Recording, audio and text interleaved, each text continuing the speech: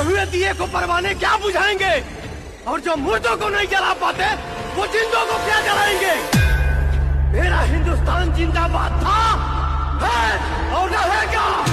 तेरी माँ का हिंदुस्तान जिंदाबाद, हिंदुस्तान जिंदाबाद, हिंदुस्तान जिंदाबाद, हिंदुस्तान जिंदाबाद, हिंदुस्तान जिंदाबाद, जिंदाबाद जिंदाबाद, हिंदुस्तान जिंदाबाद, जिंदाबाद जिंदाबाद, हिंदुस्तान जिंदाबाद।